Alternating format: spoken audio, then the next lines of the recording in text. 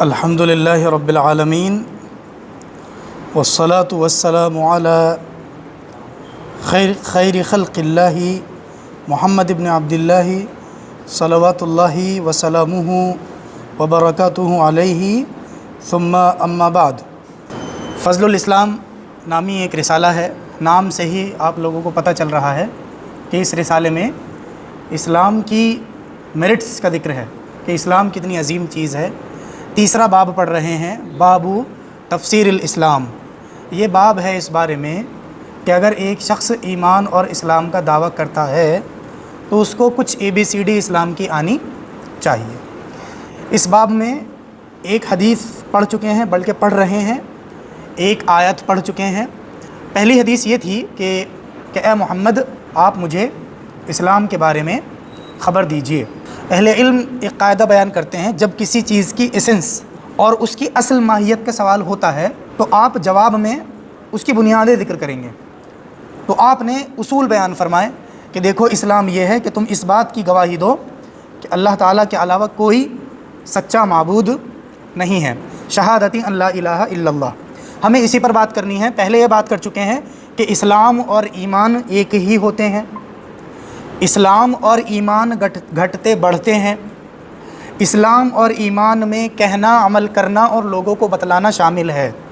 ان تین چیزوں میں سے ایک چیز بھی کم ہو جائے تو ایمان گڑبڑ ہے۔ اس کے بعد لا الہ الا اللہ کے معنی اور مفہوم میں ہم یہ سمجھیں گے کہ الہ کا کیا معنی ہے۔ اس کی وجہ یہ ہے کہ امت کی جب ABCD شروع ہوتی ہے لا الہ الا اللہ سے تو اختلاف یہیں شروع ہو جاتا ہے کہ الہ کا کیا معنی ہے۔ اپنے بھارت میں زیادہ تر لوگ اشعری اور ماتریدی عقیدے والے ہیں۔ ان کے یہاں الہ کا معنی ہے القادر علی الاختراع، ایسی ذات جو کچھ بنانے پر قدرت رکھتی ہے۔ اب سوال یہ ہے کہ کیا مشرکین مکہ اللہ تعالیٰ کے بارے میں اس عقیدے کو جانتے تھے کہ اللہ وہ ذات ہے جس نے زمین و آسمان کو بغیر نمونے کے پیدا کیا، آسمان سے پانی برسایا، زمین سے غلہ اگایا؟ کیا مشرکین اس بات کو جانتے تھے یا نہیں؟ جانتے تھے، مانتے تھے، یقین کرتے تھے۔ سمندر میں، دریاؤں میں، بھنور میں پھنس جائیں تو محض اللہ کو بھی پکارتے تھے۔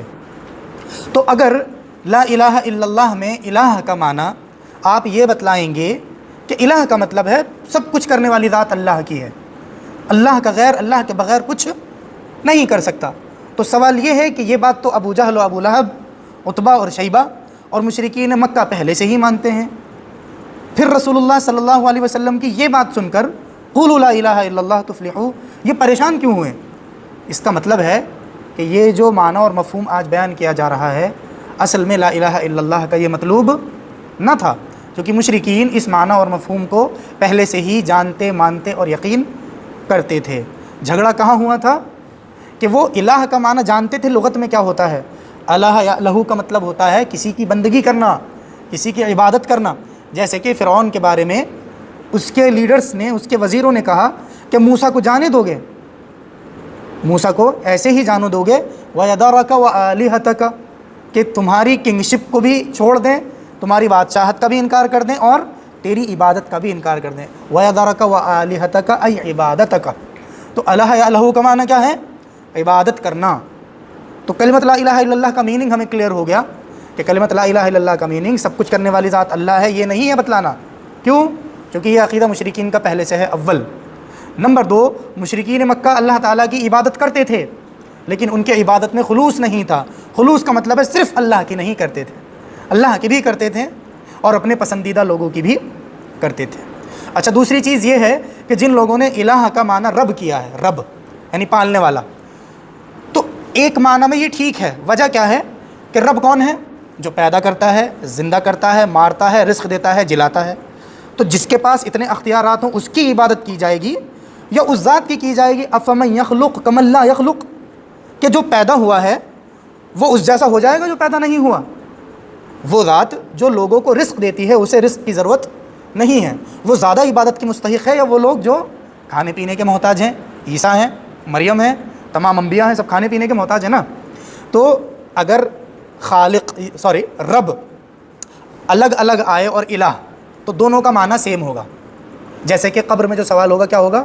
من ربک۔ سوال یہ ہے کہ کیا مشرکین مکہ سے یہ پوچھا جائے گا قبر میں کہ تمہارا رب کون ہے؟ آبویس سی بات ہے کہ مشرکین مکہ اللہ کو رب مانتے ہیں، سوال کا مطلب نہیں بنتا نا، پھر تو ابو جہل بھی کہہ دے گا کہ میرا رب اللہ ہے. کیوں؟ چونکہ اللہ تعالیٰ قرآن میں مشرکین کا عقیدہ بیان کرتا ہے، ان سے پوچھو تمہیں کس نے پیدا کیا، تمہارے باپ دادا کو کس نے پیدا کیا، آسمان سے پانی کس نے برسایا، زمین سے غلہ کس نے اگایا، نفع نقصان کا مالک کون ہے؟ کیا بولیں گے؟ اللہ ہے. تو اللہ تعالیٰ بولتا کہاں بھاگ رہے ہو پھر؟ تو معلوم یہ ہوا حدیث میں دوسرا لفظ آیا ہے. ایک ہم نے تو سنا ہے من ربک وما دینک وما نبیک، یہ سب کو سوال یاد ہے. ایک دوسرا اس کا صیغہ آیا ہے ملذی تعبد، عبادت کس کی کرتا تھا یہ بتلا. تو رب اور الہ الگ الگ ذکر کیے جائیں تو ایک معنی ہوگا، یعنی رب کا مطلب بھی الہ ہوا اور الہ کا مطلب بھی رب ہوا. کیوں؟ جو عبادت کا مستحق ہے نا، اس کے اندر وہ ساری صفتیں پیدا کرنا، جلانا، رزق بخشنا، سب کی باتوں کا علم ہونا، سب کو رزق پہنچانا، سب کے اچھے برائی کا جاننا، یہ اللہ تعالیٰ کی شان ہے. تو جو الہ ہے وہ لازماً کیا ہے؟ رب ہے. اور جو رب ہے وہی اس بات کا مستحق ہے کہ اس کی عبادت کی جائے. تو لا الہ الا اللہ کا معنی کلیئر ہو گیا کہ لا الہ الا اللہ کا مطلب کیا ہے؟ اللہ کے علاوہ کوئی سچا معبود نہیں ہے. اور ان لوگوں کا رد ہے جو کہتے ہیں کہ لا الہ الا اللہ کا مطلب ہے کہ لوگوں کو یہ بتلایا جائے کہ سب کچھ کرنے والی ذات اللہ کی ہے، اللہ کا غیر اللہ کے بغیر کچھ نہیں کر سکتا.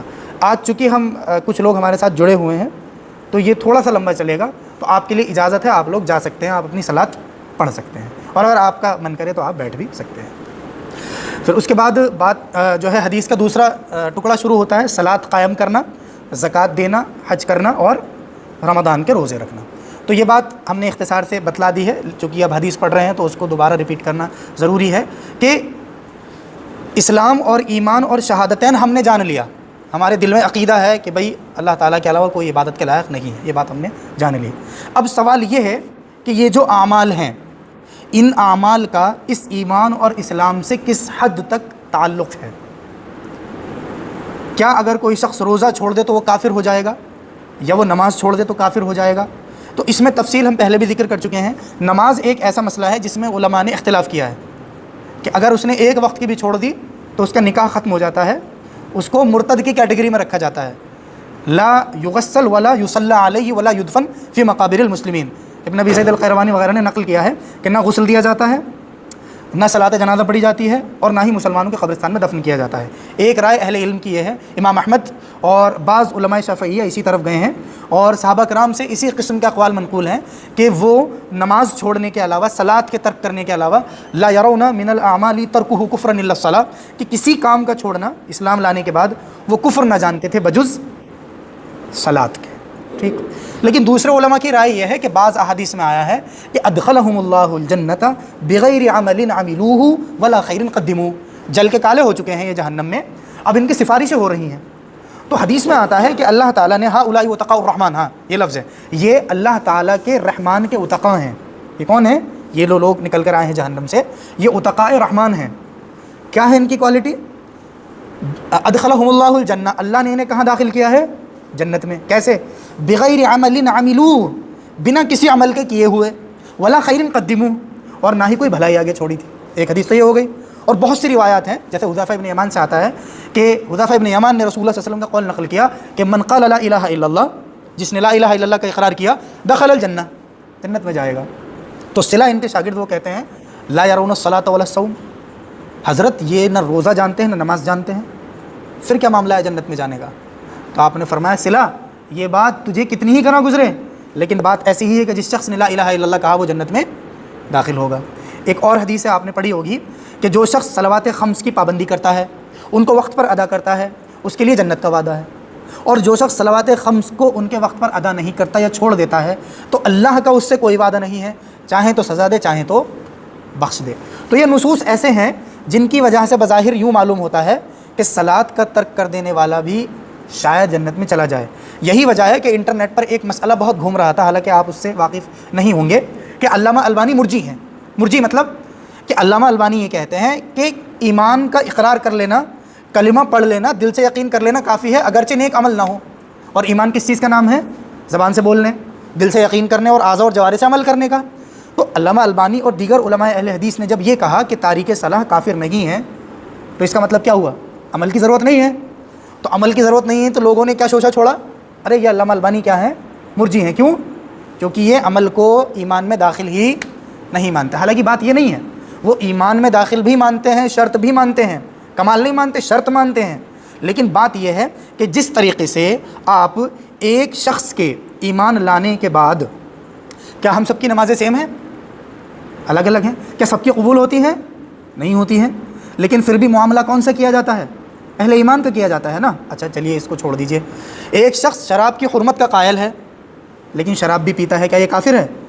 نہیں، پیتا ہے بیچارہ، کمزور ہے کوئی بھی۔ جیسے ایک صحابی تھے، جب دیکھو پیک مار کے آ جاتے تھے۔ اب ایک دن صحابہ کرام کی ایک جماعت نے بہت الٹا سیدھا کہا، تو آپ نے فرمایا دعہو، چھوڑ دو اسے، انہ یحب اللہ ورسولہ، اللہ اور اس کے رسول سے محبت کرتا ہے یہ۔ تو معلوم یہ ہوا کہ اصل میں ایمان جو ہے وہ عمل کے کرنے سے گھٹ اور بڑھ رہا ہے۔ ایک وہ شخص جو اچھے سے نمازیں پڑھتا ہے، انکار کے ساتھ جو بھی نہیں پڑھے گا وہ تو کافر ہے، اس میں کوئی شک نہیں ہے۔ جو بھی شخص انکار کے ساتھ نماز نہیں پڑھتا یا ضروری نہیں مانتا، لیکن یہ مانتا ہے، آپ چاہے بتائیے آپ پابندی کرنا چاہتے ہیں فجر کی، میں چاہتا ہوں لیکن نہیں ہو پاتی، لیکن مجھے لگتا ہے کہ میں منافق ہوں، میں ایسا سوچتا ہوں اپنے بارے میں اگر میں نہیں پابندی کرتا، تو یہ پرسنل میرا اپنے بارے میں تزکیہ ہے۔ لیکن کسی شخص کے محض فجر میں نہ آنے سے یا یہاں پر نماز نہ پڑھنے سے ہم اس کے بارے میں یہ نہیں کہتے کہ یہ۔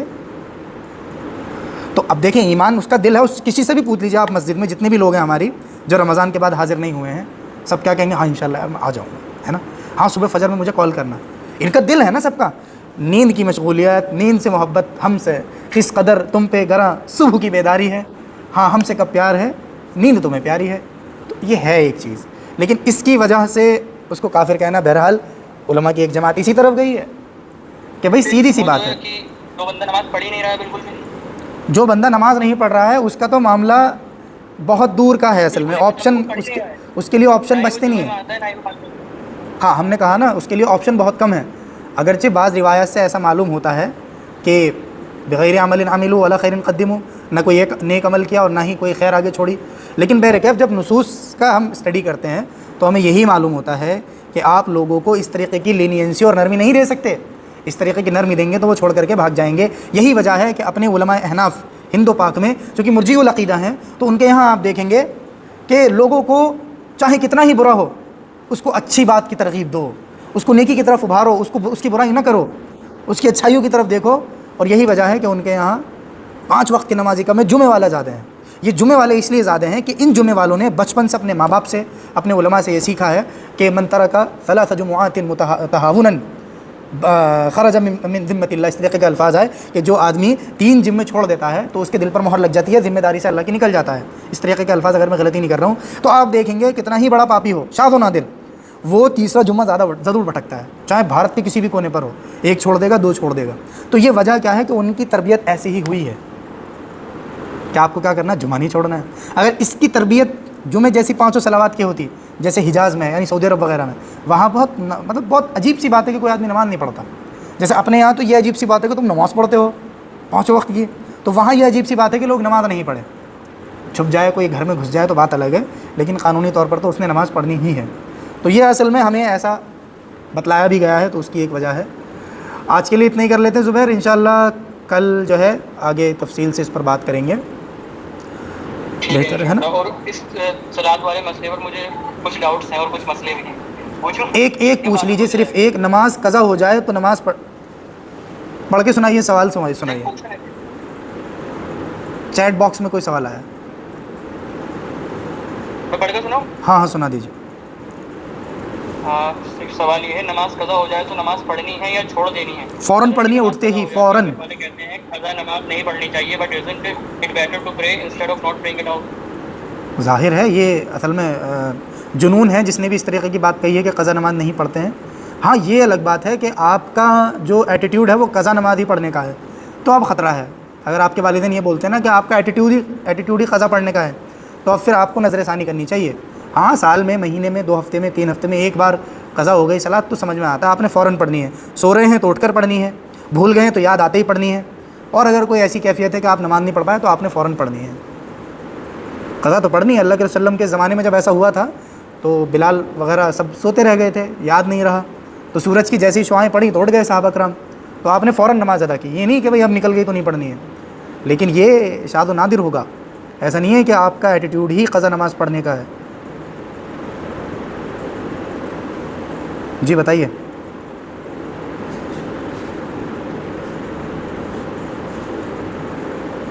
Is praying right after adhan obligatory for women to know?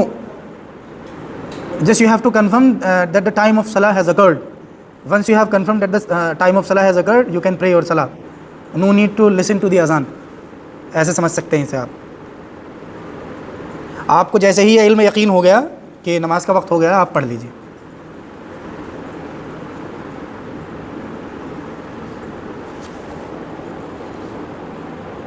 زبیر کافی آج کے لیے. ٹھیک ہے شیخ. اس میں اویس بھائی کچھ کہہ رہے تھے. پھر جیسے میں ابھی سفر میں ہوں, عصر کے بعد نکلا تھا, ابھی تک سفر میں ہوں, یعنی آپ کو نماز جمع کرنی ہے, مسئلہ یہ ہے. اتنا ہی ہے نا, میں پڑھ نہیں پایا پورا.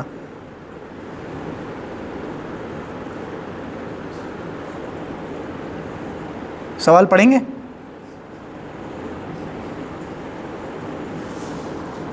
کیونکہ اگر میں پڑھتا ہوں نا تو یہ میں پڑھ دیتا ہوں. چلیے میں پڑھ لیتا ہوں, رہنے دیجیے. جیسے میں سفر میں ہوں, آج عصر کے بعد نکلا تھا, ابھی تک سفر میں ہوں, 10 بجے تک پہنچوں گا, تو مجھے ہاں آپ کو ساری نماز جمع کرنی ہے, قضا نہیں ہوگی ہے. پہلے آپ عصر پڑھیں گے, پھر مغرب, پھر عشاء, ترتیب سے. اور اس میں آپ کو سنت نوافل نہیں پڑھنی ہے. تینوں نمازوں کو ایک ساتھ جمع کر سکتے ہیں؟ ڈیفینیٹلی, کیوں نہیں کریں گے. ویسے انہیں قاعدے میں یہ کرنا چاہیے تھا کہ ظہر میں عصر پڑھنی تھی, انہیں نکلنے سے پہلے عصر پڑھنی تھی ظہر میں, اور پھر گھر آ کر 10, 11, 12 بجے تک مغرب اور عشاء ایک ساتھ پڑھنی تھی. اچھا. یہ کچھ کہہ رہے ہیں کہ عصر تو میں ادا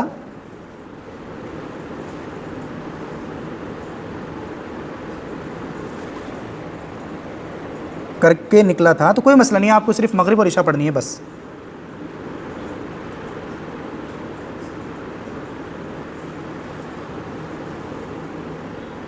وہی حکم. بس ایک سوال لے لیجیے زبیر, ایک سوال لے لیجیے بس آپ اپنا, ایک سوال.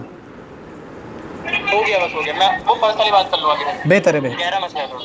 کوئی مسئلہ نہیں ہے. اللہ تعالیٰ سے دعا ہے کہ اللہ تعالیٰ نیک عمل اور اچھی سمجھ کی توفیق عطا فرمائے. سبحانک اللہم و بحمدک, اشہد ان لا الہ الا انت, استغفرک و اتوب الیک. وصلی اللہ علی نبینا محمد, والسلام علیکم و رحمۃ اللہ وبرکاتہ. وعلیکم السلام و رحمۃ اللہ وبرکاتہ.